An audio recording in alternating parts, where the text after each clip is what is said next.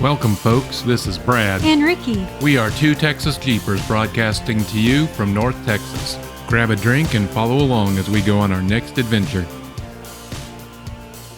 If you've seen some of our previous videos, you know I've been trying to get my buddy Mark back into a Jeep for a while. We were here at Barnwell in the last video when we met Nick in his gray two-door. The hook was finally set. Before I even had that video finished, Mark had a red two-door Rubicon on order. He's had it now for about 2 weeks, and finally it was time to take it off-road. We thought it'd be good to go back to Barnwell again and do the same obstacles, so he wouldn't be going in completely blind. So, here we are. Mark is next to me on the right.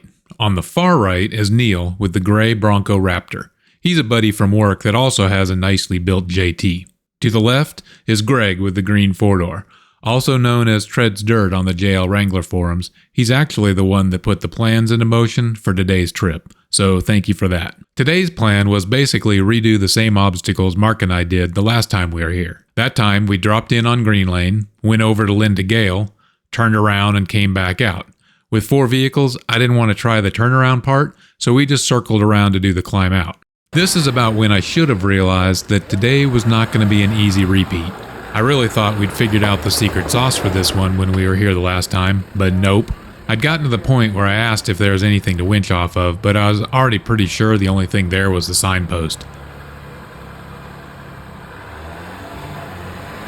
It probably took me about 6 tries to make it out of this thing.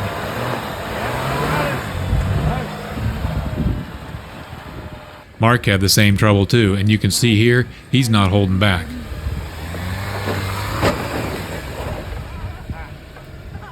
One of his must-have upgrades before taking it off-road was a winch, and he got a chance to exercise it here. So Neil's taken his JT off-road a bunch, but this Bronco's pretty new. This was his first chance to take it off-road, and I was secretly hoping that me and Mark wouldn't have any problems, and Neil would have to be winched out. Sorry, Neil. But he wasn't having that, and after a couple tries, he managed to claw his way up too. Maybe back up 6 inches and then bump that first little ledge, because it's only about a 6-inch ledge. There you go. There you go. Stop. Go forward and roll into it and just keep going.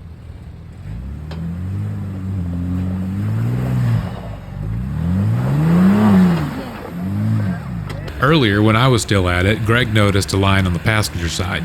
It practically took a microscope to see it though, because it was just a tiny little rock sticking out. Where we all came out diagonal to the driver's side, he went out diagonal to passenger. That little rock gave him enough traction to pull himself out, and he doesn't even have lockers. From here, we followed the main road south and stayed on it as it curved to the east.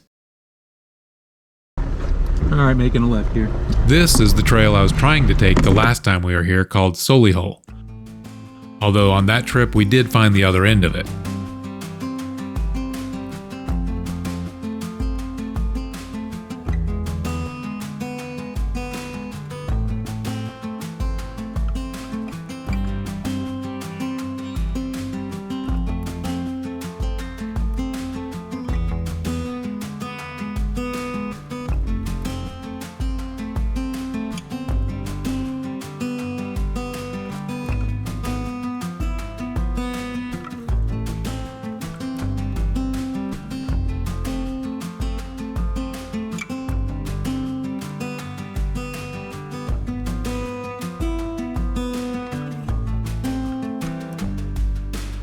The last time we were here, we came up this ledge, then turned around and went back down it without too much issue. This time, I felt like I was pretty high and to the right on the F around and find out chart.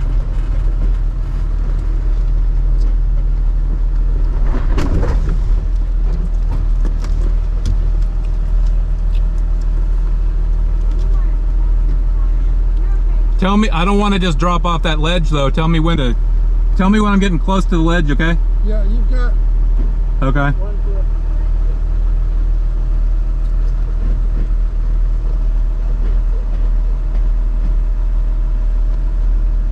So you're about to drop off.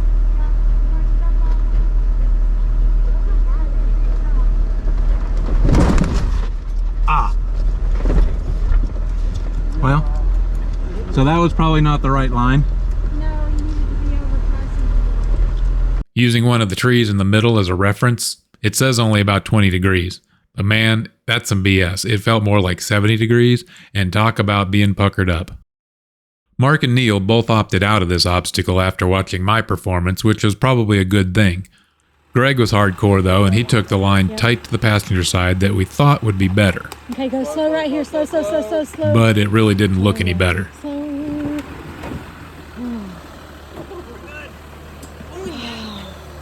So again, based on what we did last time, I thought I'd try to climb back up the ledge.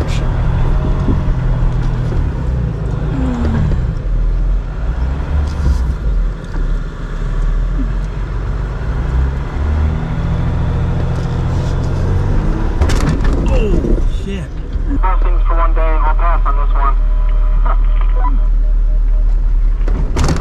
Oh well, c'est la vie. Oh, today is tear up the Jeep day, I think. Seems like it, don't it? Yes. After one failed attempt, us hardcore Jeepers and the other guys agreed to circle around and meet back at the head of the trail. So Greg and I went over one trail to Angry Jeep. This one sort of runs parallel to Sullihall and comes out on the same main road just over a little bit.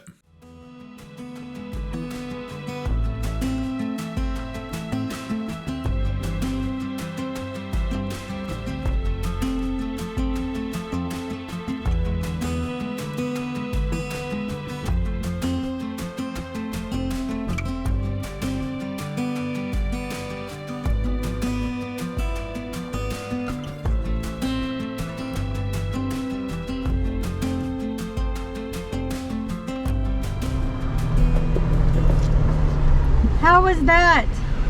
Yeah, how was that? Going back down those ledges. Good? We're thinking it's probably a good thing you didn't go off that ledge. Because it looked like Greg was going to roll and she said mine looked worse. Yeah. That was the first test. Make sure you didn't succumb to peer pressure.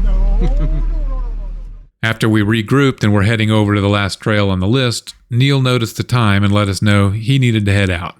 We said adios as he peeled off, and the three of us turned down onto Clydes Ravine so we could get over to Spider Ravine.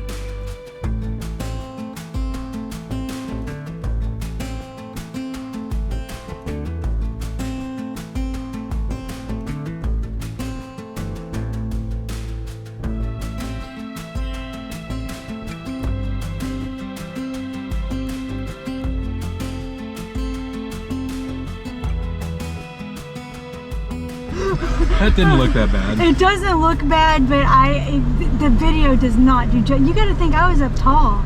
Imagine had I been on the ground, how dramatic that would have looked. Yeah. Well, it felt like hell being in the Jeep. It felt like hell being outside the Jeep. I thought I was about to watch you fall on your side.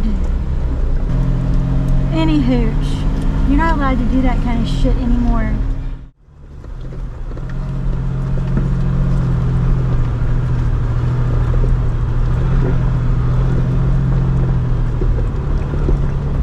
It didn't seem like this hill changed much since the last time, so the line I took was pretty much the same. Just stay to the left most of the way up, then try to hit the gap in the second rock ledge with your back passenger tire.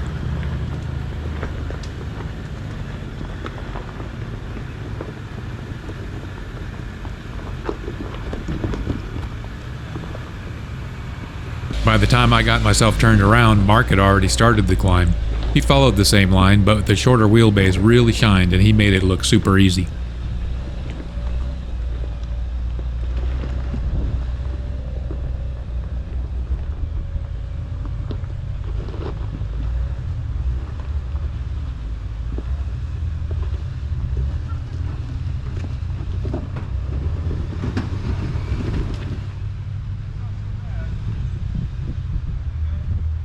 Greg had been a little unsure about this one, and I kind of feel like he didn't trust me after the Sullihall experience.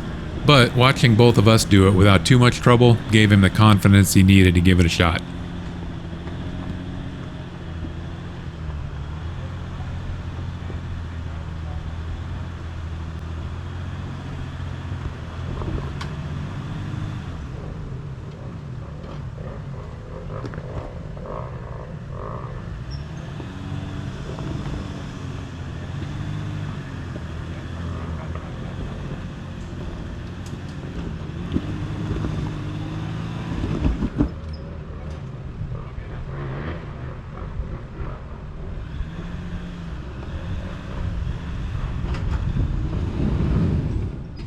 So there you have it, folks. Our return to Barnwell and the maiden voyage of USS Minnow was a great success. By the way, Greg promised a bottle of booze to anyone that came out, and he proved that he's a man of his word. Terry Moe. But I was thinking the bottle would be a little bigger. Anyway, I appreciate you watching and hope you enjoyed. Take care.